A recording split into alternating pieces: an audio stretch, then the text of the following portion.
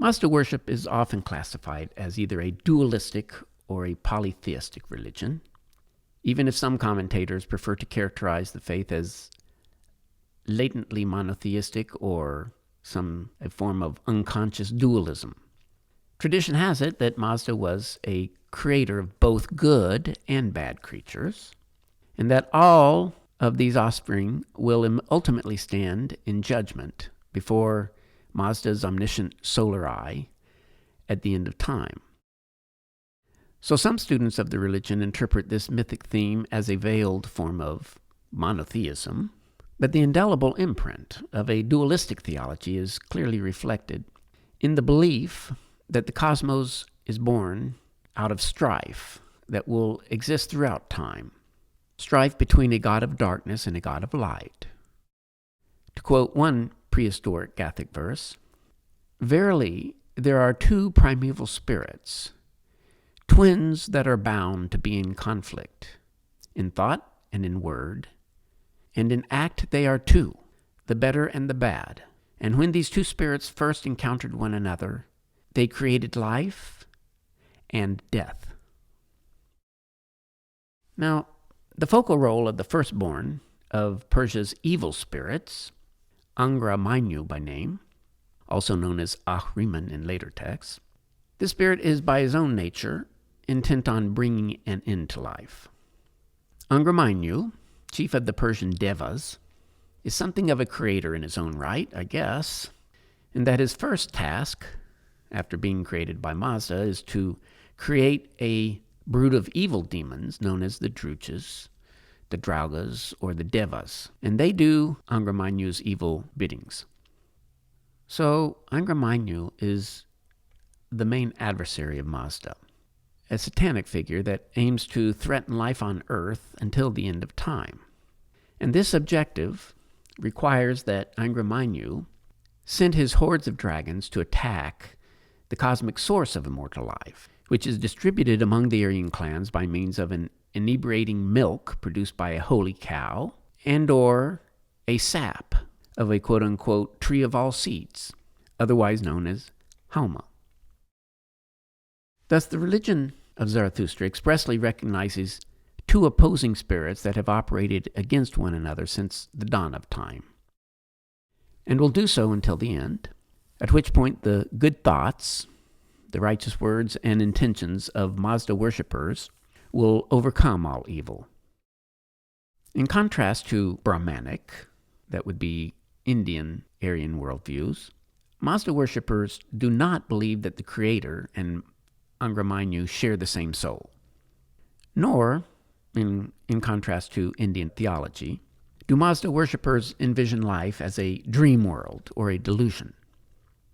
No, they maintain that we are born into a real world full of lies and full of truth. And the natural world was created as a proving ground for the human soul. So a person's life is one's first and last opportunity to test his or her spiritual mettle in the battles between good and evil. This guiding principle is perfectly compatible with India's famous principle of karma, i.e., you reap what you sow, but the similarities pretty much end there. In the Bundahishan, a relatively late creation myth, Mazda is said to be born as a bright and fragrant being with a bundle of Homa stems in his hands. And time, whether envisaged as a god or a process, prepares the world then for the birth of the immortalizing tree of life, the health of which waxes and wanes perpetually in the seasonal cycles of the natural world. Eventually, it is believed that this same plant will flourish eternally in paradise after its stems, the vegetative weapon and wheel of Mazda worshippers, ultimately vanquishes the spirits of deceit. To quote another late text, the Vendidad, in this case, on the theme, "The sacred mortar, the sacred cup, the Homa, the words taught by Mazda, these are my weapons, my best weapons. To me, Spenta Mainyu, the bountiful immortal of good spirit, gave it.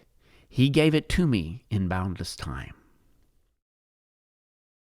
This passage places the Homa ritual at the center of Zoroastrian beliefs and ritual practices, even if this crucial theme is usually glossed over by historians, if not completely ignored. And why?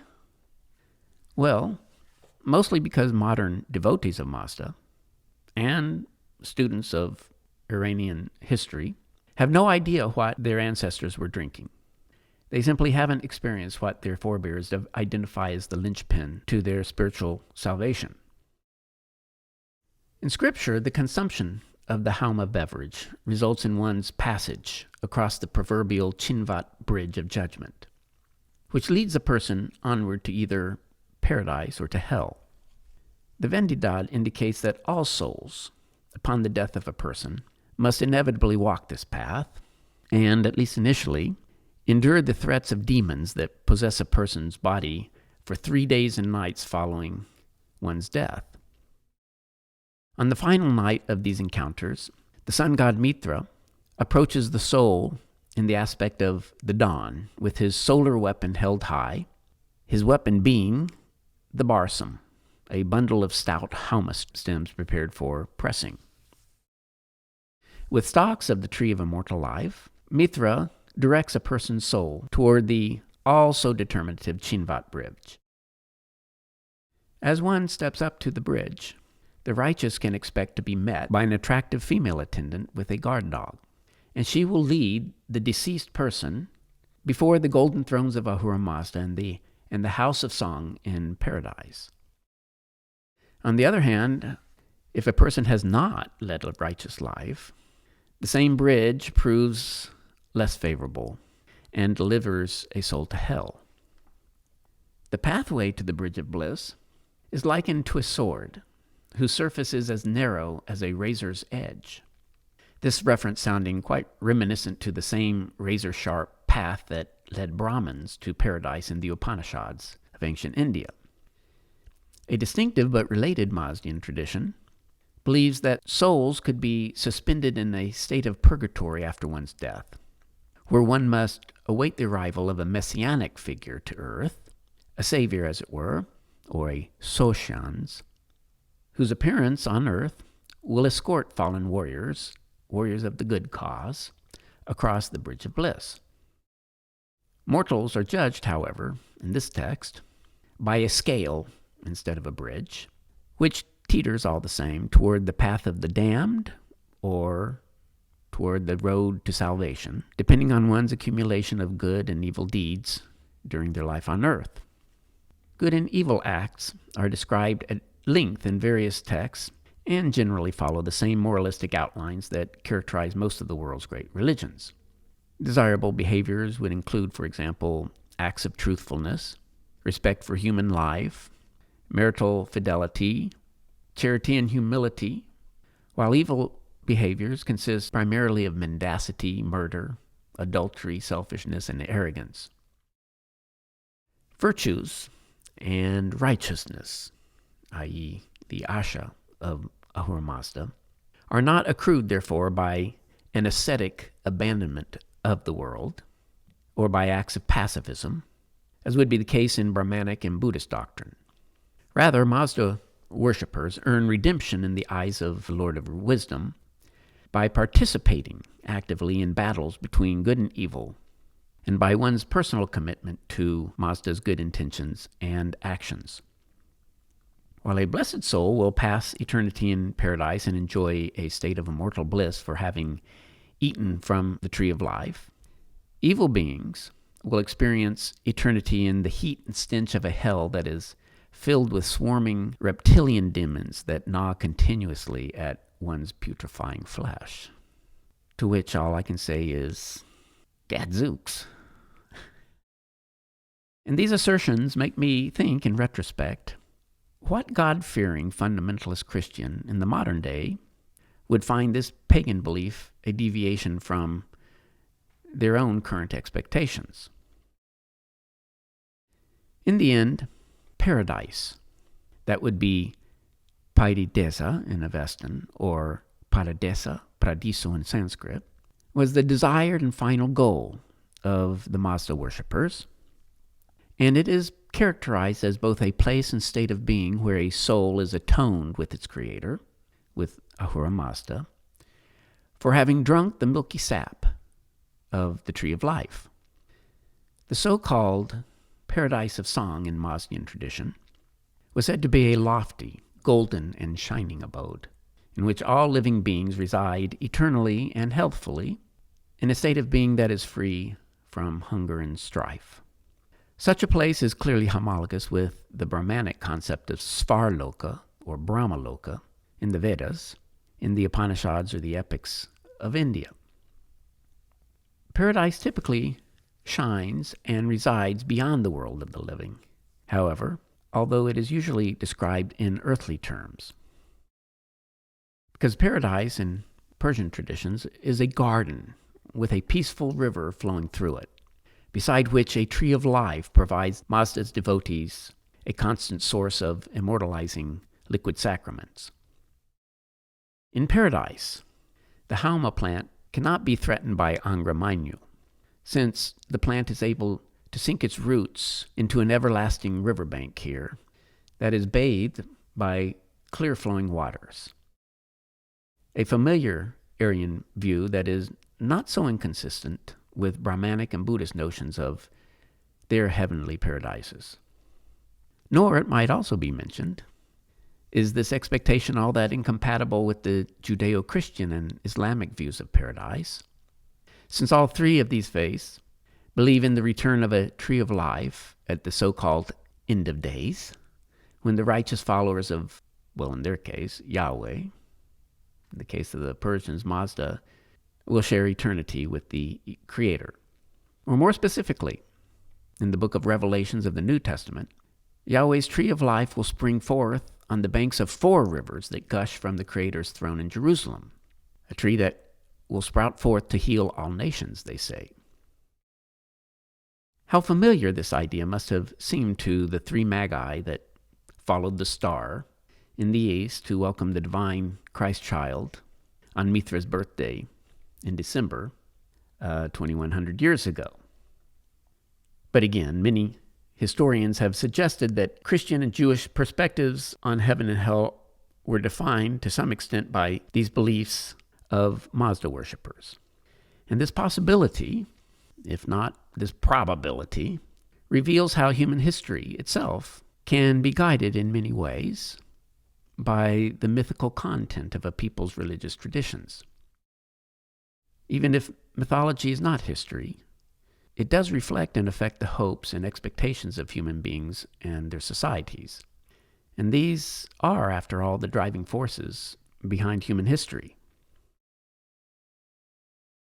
In this light, it's probably fair to say that a critical part of our awareness of Zoroastrian tradition comes from the ruins of the Achaemenian dynasty of ancient Iran that begins around 2,700 years ago.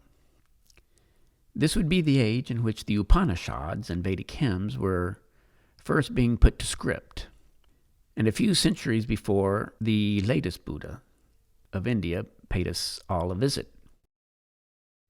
The widely celebrated kings of the Achaemenian Empire governed a landmass that covered a substantial portion of southern Eurasia from their headquarters in the mountains of central Iran. These were the stomping grounds of the first known historical luminary in Zoroastrian history, who was known to Aryan tribes as Kurush, or to the Greeks as Cyrus, to whom they also added the moniker the Great. As earlier noted, this king's notoriety spread far and wide at this historical juncture for having conquered a Neo-Babylonian emperor on the banks of the Tigris and Euphrates rivers. That would be Nebuchadnezzar. And from this Mesopotamian outpost, he and his successors were able to send their seasoned and well-equipped armies into Egypt, into Turkey, Central Asia, and northwestern India to expand their spheres of influence. The details of Kurush's military and dynastic achievements are poorly understood because The palaces and temples of this king at Persargad were destroyed by Alexander the Great several centuries after their construction. And while very few historical sources attest directly to the specific beliefs of Cyrus, there is little doubt that the king was a Mazda worshipper, not only because of his Median ancestry, Media referring in antiquity to the northern half of modern Iran, but because he chose the names of Gathic personages, that would be prehistoric mythic figures, for his two offspring, namely Hystaspes, that would be equivalent to Vishtaspa, the mythic figure in both Indian and Persian traditions, and a child called Atossa, which would be the equivalent to Hutausha of the Avesta. Furthermore, several fire altars have been found among the ruins at Persargad, which clearly indicates Mazda worshipping practices on palace grounds. And lastly, that the immediate heirs to Kurush during the next few centuries paid homage specifically to Ahura Mazda, to Mithra and other Mazdian deities. It seems pretty clear to me that Kurush, Cyrus, and his descendants were responsible for the success of Mazda worship at this critical point in Old World history. Much of what we know about Kurush is based on historical records of various Greek, Hebraic, and Mesopotamian commentators. These references reveal a man that was as accomplished in military affairs as he was in diplomacy and matters of state. Following Cyrus's defeat of the Neo-Babylonian emperor Nebuchadnezzar, whom many of our listeners will already recognize as the enslaver of Hebrew resistors from Judah during this age, Kurush announced policies that allowed his Mesopotamian and Near Eastern subjects to continue worshiping their local gods and goddesses. This was a privilege that Nebuchadnezzar did not offer them. Kurush went so far as to establish himself, a foreign king of Persian origin, as a beloved servant to local deities in Babylon.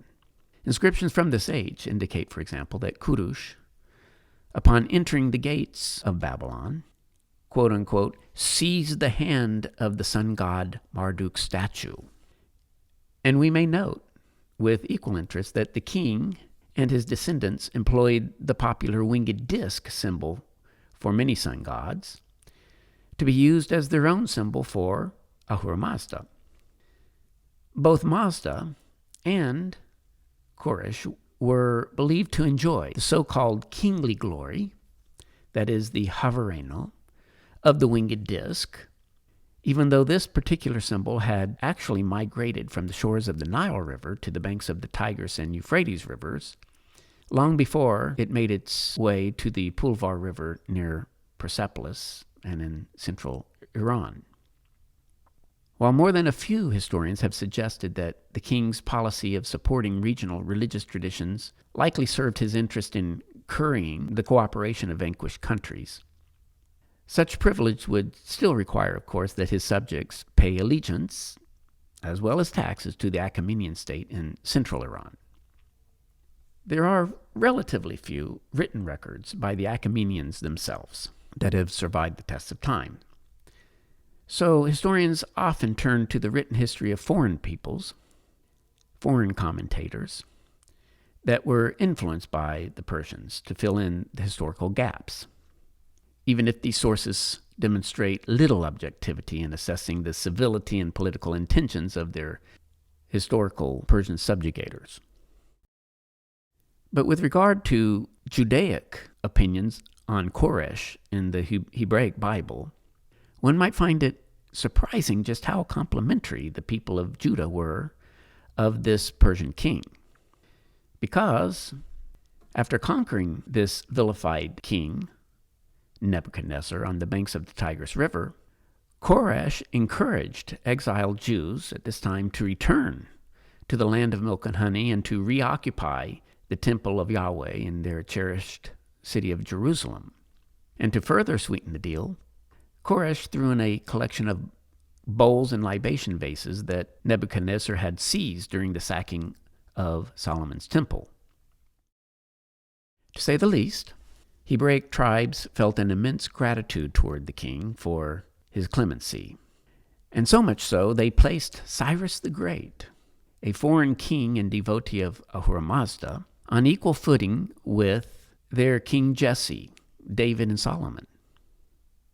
Koresh was proclaimed to be a Messiah, an anointed one of Yahweh in the book of Isaiah. Hence we can only conclude that an ecstatic Homa drinker, Koresh, rose to the stature of a Jewish hero in the land of Canaan.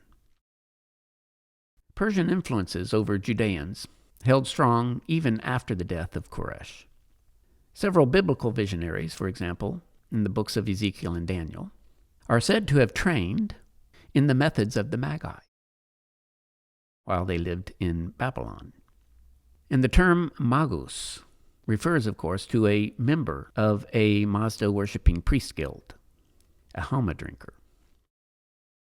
And exiled Hebrew speakers in Babylon were aware, no doubt, of Persian affections for Homa, because Nehemiah in the Old Testament, who is said to have been responsible for the reconstruction of the Temple of Yahweh in Jerusalem after Koresh allowed the Jews to return, is identified explicitly as a cupbearer for the Emperor Artaxerxes II in Persia.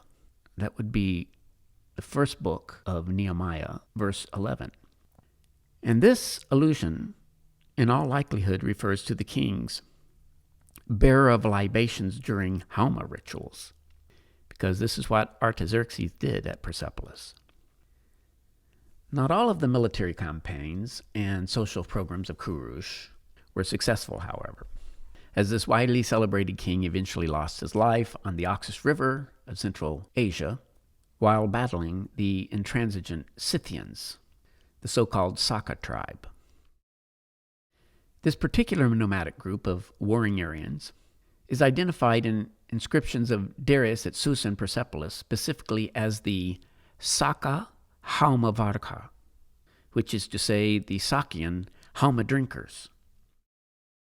This tribal name of Saka might sound familiar to those of you that have visited our episodes on Buddhism, because disjunct populations of the Saka tribe in northern India are identified as the Aryan clan to which the latest Buddha, Prince Siddhartha Gautama, was born, the famous sage of the Shakyan clan. And in keeping with the tradition, Siddhartha's father, Suddhodana, a king on the Gangetic Plains, some 2,400 years ago, was also reputed to be a Somapa, which is to say a drinker of Soma. So the Scythians, the Shakyan Aryan tribe, were definitely Homa drinkers. But this group actually was unhappy about being dominated by a king in Media, so they resisted him.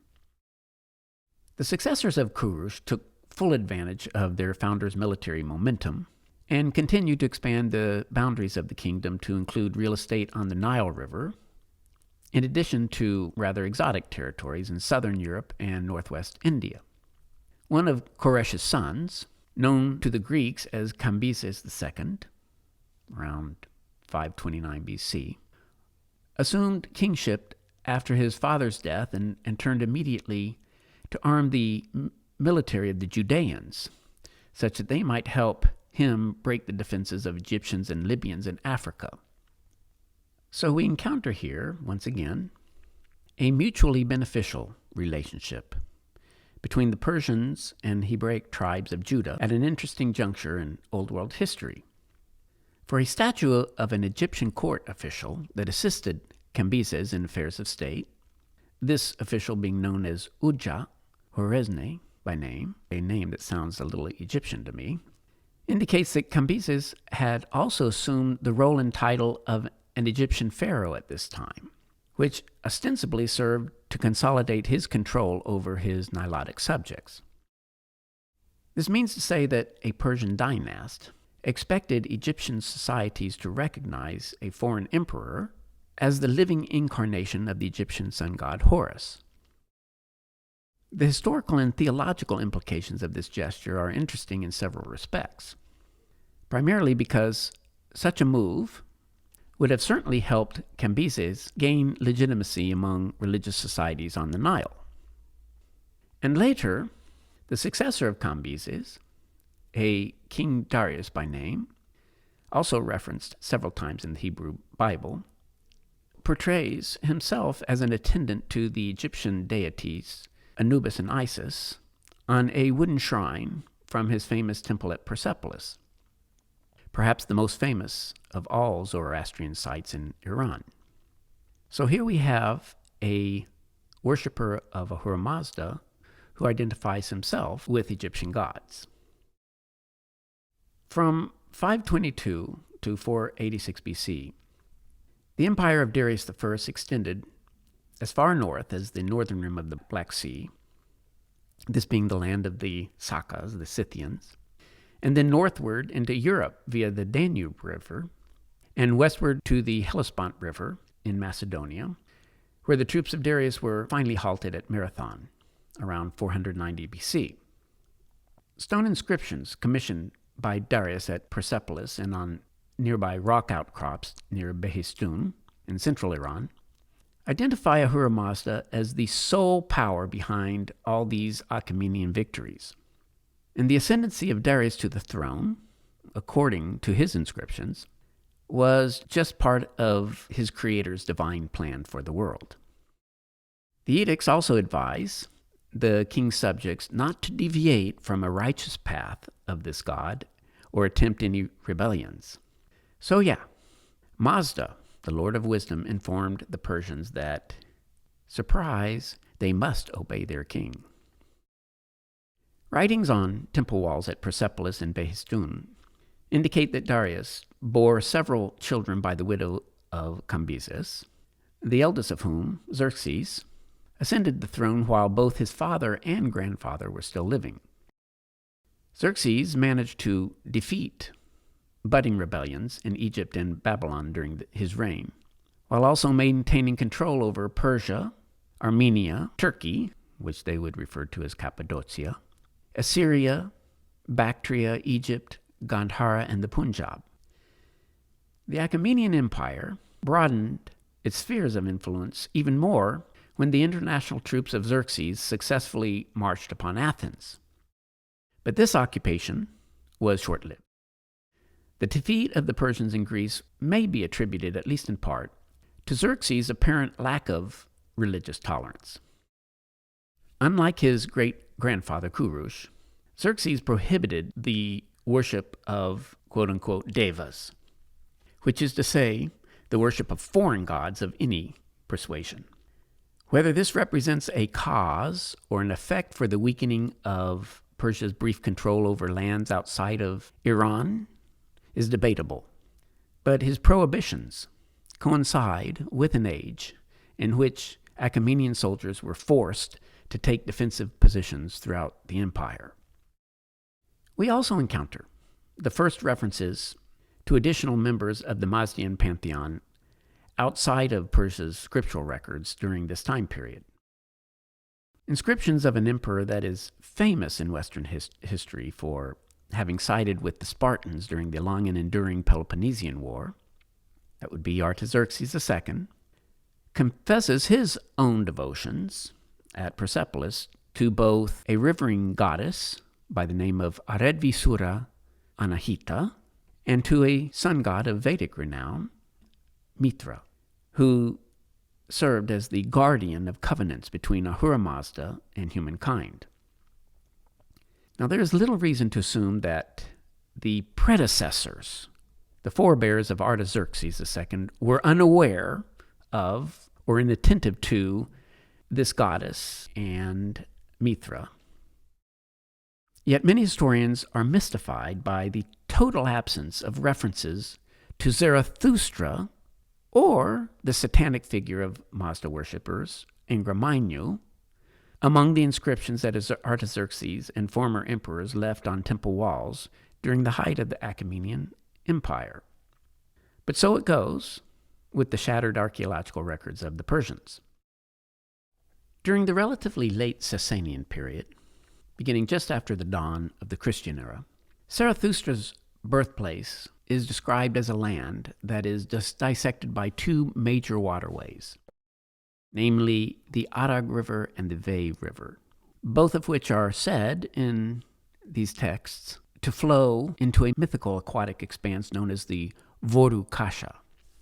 The Voru Kasha is conventionally identified by historians as the Caspian Sea, even though some commentators have suggested, and justifiably so, that the mythic concept of the Voru Kasha can also apply to other large bodies of waters in Central Asia, such as the landlocked Black and Aral Seas. Whatever the case, modern historians typically identify the Arag River as the Aras River of modern-day Azerbaijan, while the Vey River is often identified as the Oxus River, also known as the Amudarya, of southern Turkmenistan, notwithstanding the fact that the Oxus River actually does not flow into the Caspian Sea. It is in that general area. Inconsistencies of this type are typical in attempts to put an historical face on mythical tales or allusions, but evidence suggests that widespread mythic themes were just as relevant for communities on the shores of the Caspian Sea as they were for tribes that were distributed throughout northwestern India and Central Asia. More than a few historical sources from Mediterranean countries provide additional insights into the mythical geography of the Perso-Aryans during this age. The Greeks had long held both the Persians and the Egyptians in the highest esteem, mostly on account of their ancient and highly respected religious traditions. The Greek historian Herodotus claims, for example, that the famous philosopher Pythagoras had been tutored on the mysteries of the Magi while living in Babylon. And not but 6 centuries later, Apuleius identified the philosophical mentor of Pythagoras as none other than Zoroaster himself. Socrates also claims that he was instructed on the nature of immortality by a wise magus by the name of Gobryas, just as Plato admits to an inspiration to visit and study philosophy under the Magi of Persia. The plans of Plato were never worked out, however, on account of the ongoing conflicts between the Greeks and the Persians. The most famous student, then, of Plato, that being Aristotle, turned his academy's attentions to the East as well, having adopted a dualistic view of the cosmos by recognizing Zeus and Hades, Greek gods, of course, as the equivalents of Ahura Mazda and Angra Mainyu. And it is reported that Aristotle considered his famous teacher of philosophy, Plato, as the embodiment of Zarathustra. Thus, while rarely mentioned, highly vaunted Greek philosophers owe a considerable debt, it would seem, to Mazda-worshipping priest guilds. One can only wonder, therefore, to what extent the philosophers of Greece were familiar with the practice of the Homa sacrifice. It does seem somewhat ironic that the famous and immediate heirs to the aforementioned Socratic philosophical lineage, Alexander the Great, the royal son of a Macedonian king, and, in fact, a student of Aristotle in Greek history, would turn the tables on the Persians and utterly ravage their palaces, their temples, and temple libraries. And with that ravaging, we lose a large part of the historical legacy of the Mazda worshippers. In 334 BC, this young general, only 22 years of age at this point, marched victoriously against the Persians and proceeded from there to cross the poorly defended heartland of the Achaemenid Empire to penetrate ever deeper into Asia after overtaking Asia Minor and Egypt. Like Cambyses and Darius before him, Alexander was intent on establishing himself as a god-king in Egypt, a pharaoh, before embarking on these additional conquests. Alexander's eastern campaigns eventually extended as far east as Gandhara, a land that borders parts of the Punjab in northwestern India, which would be the historical domains of the Soma-drinking Indo-Aryans that sang the Vedic hymns. In order to maintain control over Persia, Alexander felt it necessary to destroy intransigent Aryan societies. This resulted in the slaughter of Persian clerics, in the burning of libraries, and or the worst of all fates from the Aryan point of view, and that would be the quote-unquote quenching of the sacred fires in Mazda's temples. The magnificent shrines and sanctuaries at Susa, Parsargad, and Persepolis were demolished and plundered by Alexander, the temple's ample stores of gold and silver being served up as rewards for the general's victorious soldiers. That which had little value was put to fire or was pulverized. Such being the case, Mazdian cosmologies of later origin occasionally refer to the works and behaviors of the Macedonian general as the work of a Druge, the Druge being, of course, the diabolical minions of Angramanyu. Year after year of pillaging did not fully extinguish, however, Persia's ability to spring back to power after Alexander died within 3 years of conquering Central Asia and parts of India. The incursions of Scythian and Chinese warriors into northern Iran around 100 BC, a couple of centuries after Alexander the Great, further complicated the cultural complexion of ancient Media and played a pivotal role in encouraging the emergence of warring Parthian tribes to the east of the Caspian Sea. Now, the Parthians dominated much of Persia during the Parthian era from 140 BC to about 225 AD.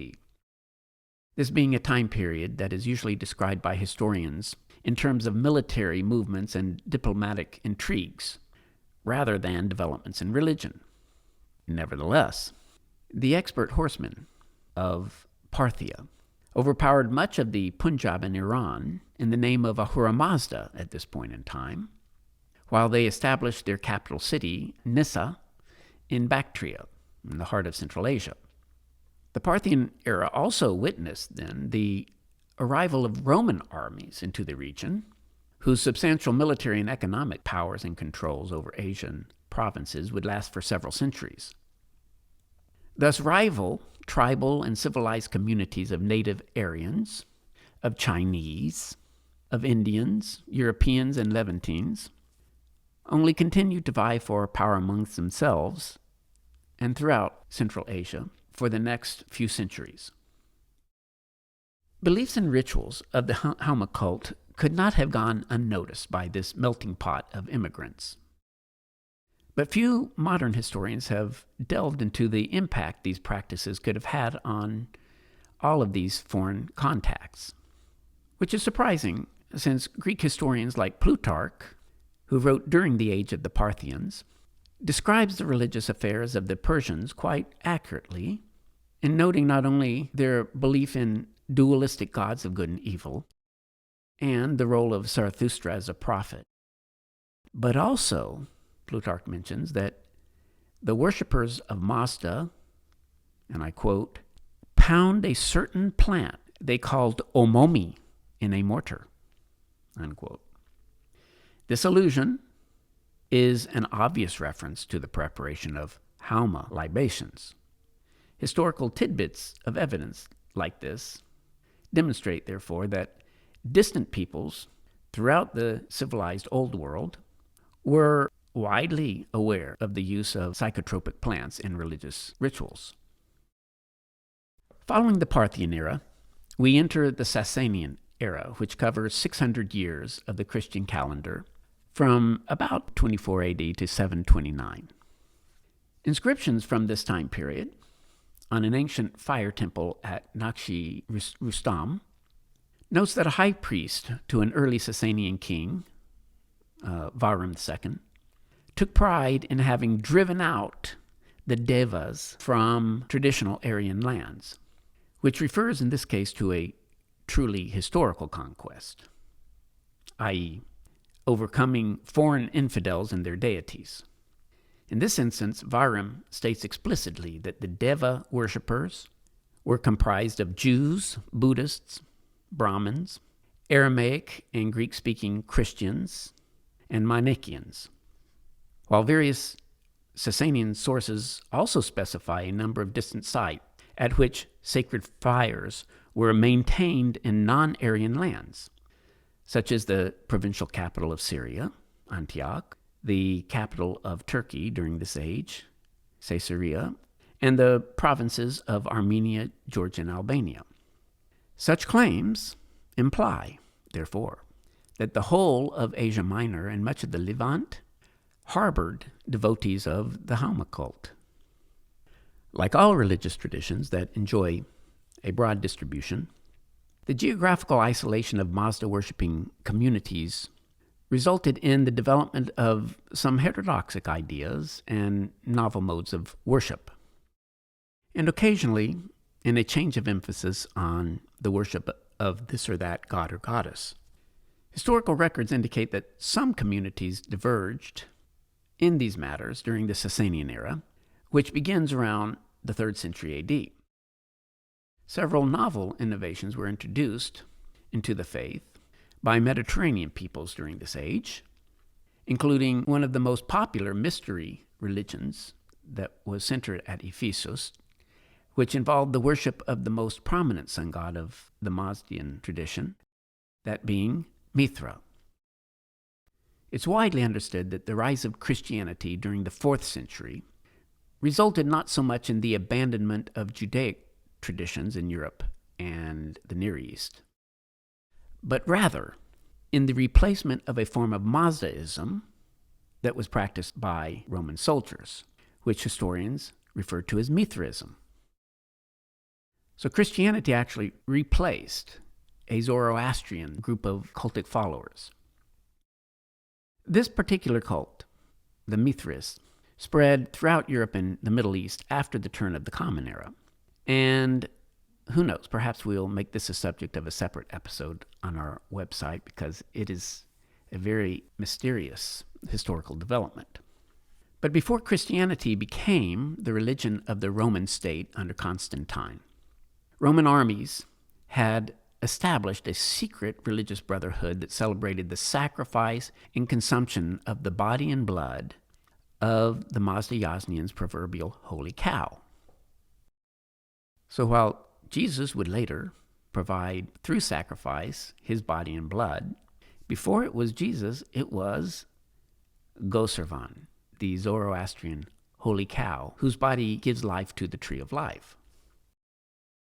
In ritual, the Romans worshipped the immortal sun under the name of Sol Invictus, unconquerable sun, whom in Perso-Aryan tradition assists in the sacrifice of the holy cow to procure the elixir of immortality from the Homa plant.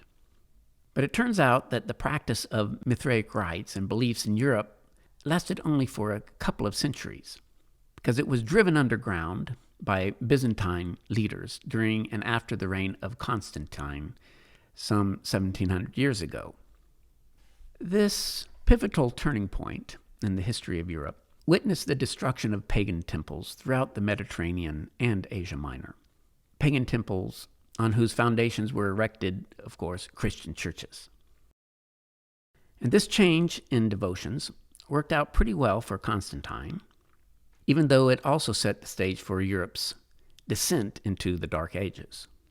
The swift and efficient prohibition of pagan practices throughout Byzantium and the Near East was no less ruthless and effective than similar prohibitions that were sponsored by equally zealous Muslims several centuries later, because Arabic commanders would prove no more nor less patient with reticent Mazdaean communities than was Alexander the Great. By around the 10th century AD, the famous fire worshippers of Persia had been reduced to a scattered and not so emboldened collection of stubborn and tenacious believers. The ultimate holdouts of a once powerful religious tradition found themselves surrounded once again by inhospitable neighbors. So most devotees of Mazda found it convenient, nay necessary, to up and hightail it out of their Perso-Aryan homelands to seek safe passage into Western India, the ancient homeland of their Indo-Aryan cousins. The descendants of this Persian diaspora found a way to thrive in the modern states of Gujarat and Maharashtra, India, alongside their tolerant Brahmanic associates. Now, with fewer than 100,000 followers, Zoroastrians continue to maintain their holy fires in their Indian temples and continue to seek a better understanding of the ancient beliefs and practices of their Aryan ancestors. So with the foregoing, it seems apparent to me that the modern world is much more aware of the history of Mazda worshippers and their impacts on Western civilizations than it is aware of the mythic world and ritual practices of this highly influential faith. This is quite unusual and reflects, no doubt, on the role that linguistic specialists have always played in the study of religions and in our awareness of what peoples of the past once believed and practiced. To my mind, this linguistic approach has run its course in the study of Mazda worship, and now awaits stimulation from other fields of inquiry that might inspire a new round of linguistic considerations. As I have reiterated time and again, the question regarding the identity of the Homa plant is one of the most critical keys to understanding the historical attraction of Mazda worship.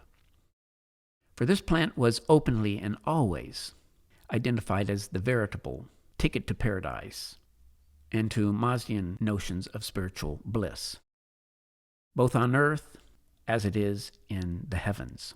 And we shall explore some of these questions in a video on Zoroastrian symbolism and on a podcast that covers the many layers of Perso-Aryan mythology that we encounter in the Zend-Avesta.